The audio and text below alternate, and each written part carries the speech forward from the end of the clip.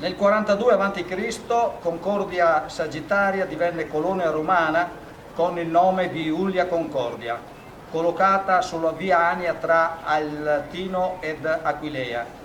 Con la minaccia delle invasioni barbariche, la colonia nel secondo secolo diventò roccaforte grazie all'installazione di una fabbrica di frecce, le Sagitte. Ecco la ragione del nome Concordia Sagittaria.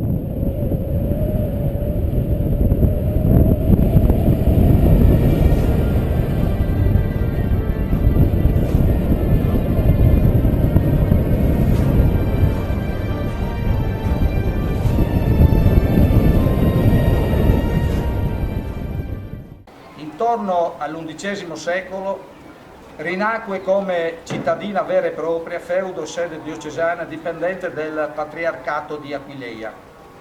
Tra i monumenti d'epoca medievale vanno citati il battistero romanico bizantino, quello che ho alle mie spalle, con affreschi che sono all'interno ben conservati, e l'adiacente torre campanaria che si trova proprio dietro all'operatore. Abbiamo un interessante percorso archeologico in questa città che parte dalle sale museali del cinquecentesco Palazzo Municipale. Da ammirare i vari reperti delle aree necropoli e residenziali della città antica, come per esempio l'orologio solare. Interessanti i resti del complesso termale, lo scavo dell'antico teatro, un ponte romano 3 arcate in parte conservato. Piazza Celso Costantini, che poi è quella che ci troviamo qui, sotto la cattedrale di Santo Stefano, sotto di noi, troviamo un complesso paleocristiano del IV secolo che comprende la tricora con annessi recinti funerari e cortile lastricato, e la Basilica Apostolorum Maior con pavimento a mosaico.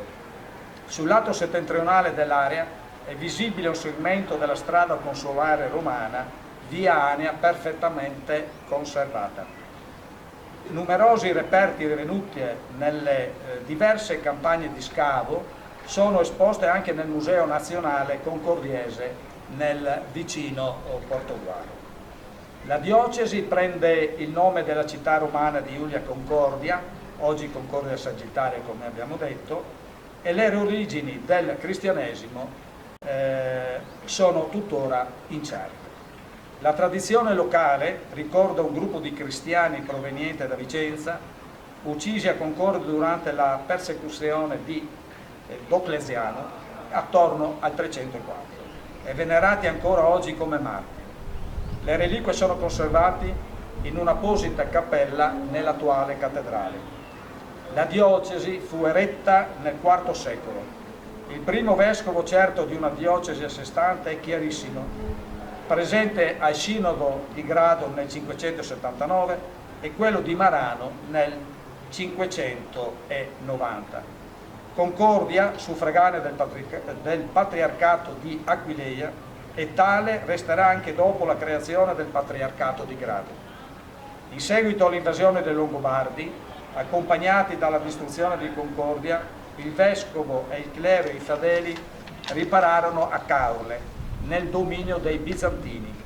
Nel secolo IX la sede episcopale ritornò a Concordia, dove era stata edificata una nuova cattedrale dedicata a Santo Stefano Protomartire.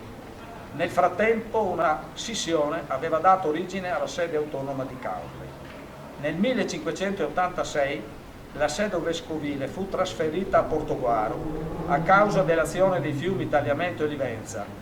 L'area di Concordia subì una trasformazione morfologica consistente e prese l'avvio un impaludamento che sommerse alcune pietre e villaggi costieri e gran parte del territorio. Da sempre suffraganea del Patriarcato di Aquileia, quando fu soppresso nel 1753, Concordia passò all'arcidiocesi di Udine, a cui restò unita fino al 1818, anno in cui fu assegnata come suffraganea al Patriarcato di Venezia. Interessante sapere che nel XX secolo questa diocesi acquisì da quella di Udine San Paolo e Bussons nella provincia di Pordenone, qui che confinano poi con il territorio del portoghese, che un tempo si trovavano alla sinistra del tagliamento. Durante la Prima Guerra Mondiale avvennero disordini a Portoguaro, nei quali fu percosso anche il vescovo Francesco Isola, che per questo motivo presentò rinuncia alla Santa Sede. Questa, oltre ad accogliere le dimissioni, dispose anche la traslazione della residenza episcopale, della curia e del seminario. Lo spostamento del seminario avvenne nel 1919. Nel 1974 avvenne la traslazione della sede vescovile di Portoguaro Pordenone, che nel frattempo fu promossa a città capoluogo di provincia nel 1968. Oggi io mi chiedo se non fosse stata costituita la provincia di Pordenone, se questa traslazione sarebbe stata fatta oppure no, vista l'importanza che ha preso Pordenone diventando capoluogo di provincia.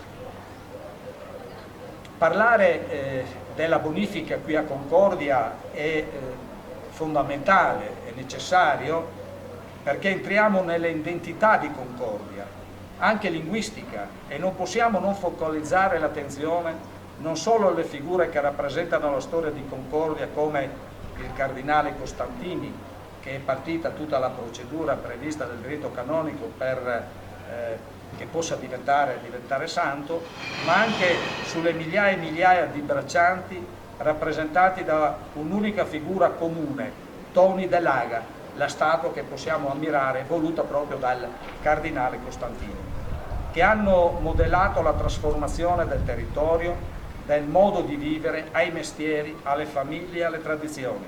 Una realtà molto dura, fatta di miseria, calamità e malattie, affrontata dai nostri avi con grande forza e dignità. Oggi si parla un tipo di friulano che è quello occidentale, denominato concordiese, coincidente con l'area Municipium Romanum di Iulia Concordia e della successiva diocesi Concordia Pordenone. Aquile dal Friul, moviment politic furlan. Has tu mai pensat che tu podaressis propit fa un regalo a es Aquilis? Il moviment al si sta slargiant e alla di bisogna anche di te. Tantis gotis, anche picciulis, a fasin il mar. Se stu picciul, anche di seuros a puedin iesi di grant zovament pe vite des Aquilis. Se stu grant, parleci il to regala als quen sta sot dal limit dai 500 euros. Vuelis tu tesserati? La to part pal 2022 non è cressude e reste di 20 euros. Dome paraderia al movimentus quenis anche compilà il modul parzontati. Per info e modulistiche privacy mande un'email a coordinatore@gubanute-aquila-del-friuli.org. Paiti versaments, stant attenta e causal, dopre che stiban. IT, vot 6, P, nule, 5-4, vot 4, 6-5, nule, 1, nule, C, nule, 5, nule, 1, nule, 3, vot 3. Grazie, parchest tometiti al servizi dal Friul, Aquile dal Friul, il partit dal Friul.